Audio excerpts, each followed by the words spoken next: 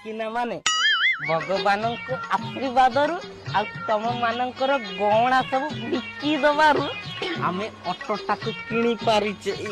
ଭଲସେ ପୂଜ ବେ ପୂଜ। ଆଗ ଛକକୁ ଯାଇଥାନ୍ତି, ଟିକେ ଛାଡିଦବ? ହଁ ଭାଇ ଅଟୋ ଯିବ, ଅଟୋ ଯିବ। କେତେ ଟଙ୍କା ନବ? ଭାଇ 100 ଟଙ୍କା ଦବ ଆଉ।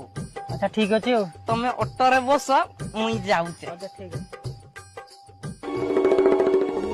ମାଇକିନା ମାନେ ମୁଇଁ କିସ କହୁଥିଲି କି ଆମେ ସିନା ଗହଣା ପଣା ସବୁ ବିକି କରି ଅଟୋଟାକୁ ନେଇ ଆସିଲେ, ହେଲେ ଡିଜେଲ ପକେଇବା ପାଇଁ ବି ପଇସା ନାହିଁ।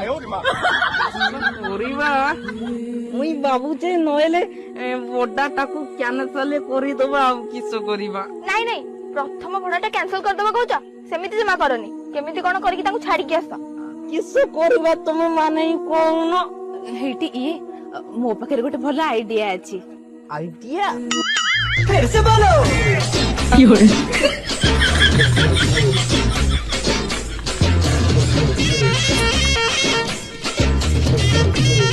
ଆଚ୍ଛା ଭାଇ, ମୁଁ ବୁଝିପାରୁନି, ମୁଁ ଅଟୋରେ ଯାଉଛି ନା ରଥରେ ଯାଉଛି? ଖାଲି ତ ହଲୁଛି ଏମିତି। ତମେ ଭାଇ ବସୁନ, ତମେ ପହଞ୍ଚିଲେ କାଲି ହେଲା। ଭାଇ ତମେ ପିଲା ଖାଇକିରି ଯାଉଛ ବୋଲି ଲାଜ ଲାଗୁଛି।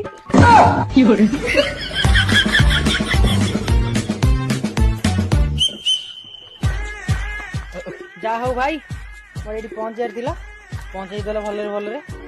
ତମ 100 ଟଙ୍କା ମୁଁ ଆସୁଛି। ହଉ ଭାଇ ଆସ। ଇଏ ମାଇକିନା ମାନେ ଦେଖ ବେ 100 ଟଙ୍କା ମିଳିଗଲା। ଇଏ ଗୋଟେ କାମ କର, ତୁମେ ପେଲି ପେଲିକିରି ତକି ଯାଇଥିବ, ତୁମେ ମାନେ ବସି ପଡ। ମୁଁ ତ ଡିଜେଲ ଟା ନେଇକିରି ଆସିଲେ ଆମେ ଗାଡି ଗୁଡିବ। ଆହା, ଏ ଅପୂର୍ବ ପ୍ରେମ।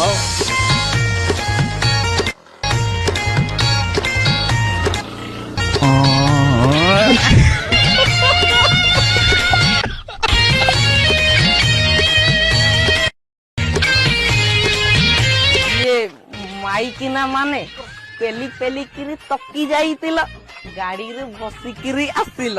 କେମିତି ଲାଗୁଛି? ଭଲ ଲାଗୁଛି ତ? ଭାଇ ତମର ତାହେଲେ ପ୍ରଥମ ପଏଣ୍ଟ ଟା ସରିଲା ଯାହା ଲାଗୁଛି। ହଁ, ଆଉ ତାହେଲେ ଗୋଟେ କାମ କରୁନ, ମତେ ନେଇକି ଗାଁ ମୁଣ୍ଡେ ଛକରେ ଟିକେ ଛାଡିଦିଅ। 100 ଟଙ୍କା ଲାଗିବ। 100 ଟଙ୍କା? ହଉ ମୁଁ ଦେବି। ହଉ ବସ, ମୁଇଁ ଯାଉଛେ। ହଉ। ଆରେ ମାଇକିନା ମାନେ ମୁଇଁ ତ ତମ ମାନଙ୍କୁ ଅଟୋରେ ବସେଇକିରି ନେଇ ଆସିଲି, ତେଲ ପୁଣି ସରିଗଲା।